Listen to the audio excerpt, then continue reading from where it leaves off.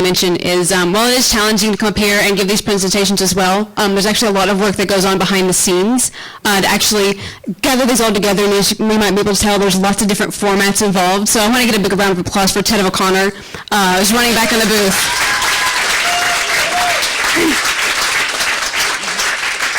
What's he saying? Nothing, not important. Anyway, yeah, so thanks a lot on that.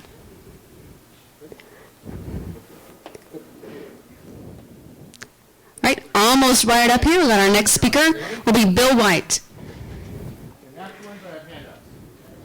Oh, awesome.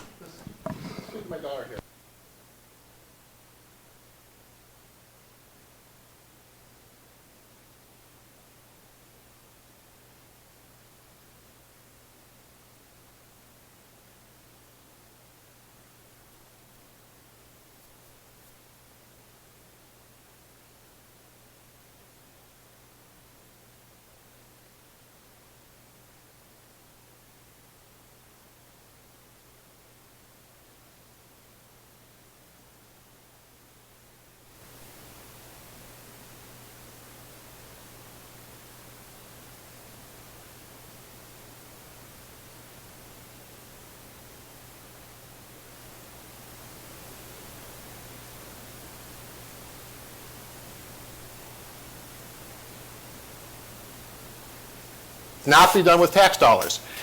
It begins in low Earth orbit.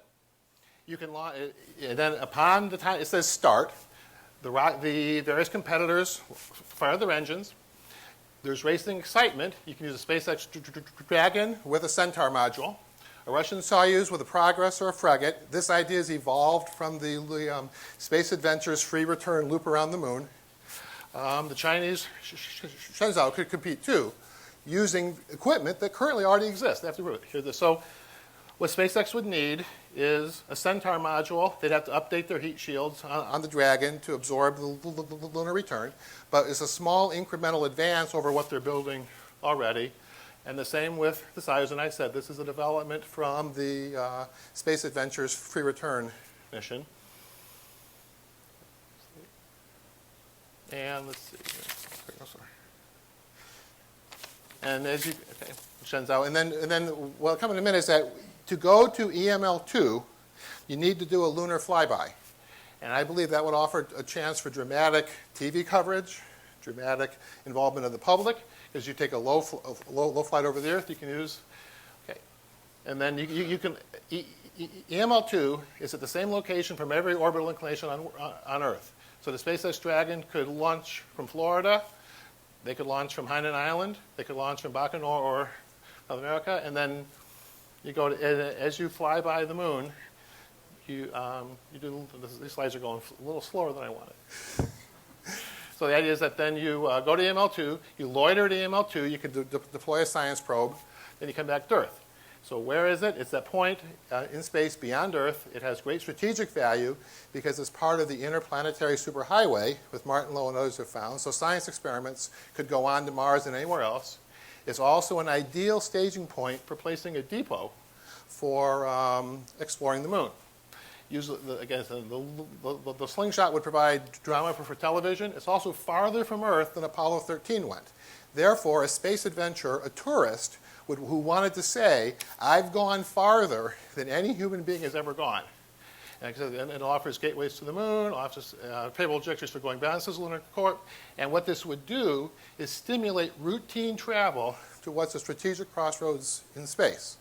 That without tax dollars, from media and marketing and the television rights and the prize money, SpaceX, for example, other players, the Russians and the Chinese can fly routinely to EML-2, come back to Earth, do that over and over again. And the way we do that is create a recursive economic bootstrap. Prizes are wonderful, but when they're funded from the government, it's a one-shot prize. The winner of the first cup wins the TV, merchandising, marketing rights to the second cup. The winner of the second cup wins it to the third. The winner of the third wins it to the fourth. So you replenish your prize fund without more money coming from the government. You follow, basically, all of the marketing ideas you use for NASCAR or everything else to raise money. Now, it has to be global. This is an interesting statistic. The recent movie Avatar has $2.4 billion of box office. 72% came from outside the United States. That's why we have to reform ITAR. If you only sell to the United States, the global market's not big enough. And this is my key point, a vocabulary word to remember. Monopoly is when you have one seller and many buyers. NASA is one buyer, and they're doing a good job of reaching out with commercial crew and things like that, but there's still one buyer. We need multiple buyers. This would be a drawing. This has come from the Anthony Zach's wonderful Russian space website of the depiction of the free return mission. And something like that is what you would use to go to EML-2 and come back.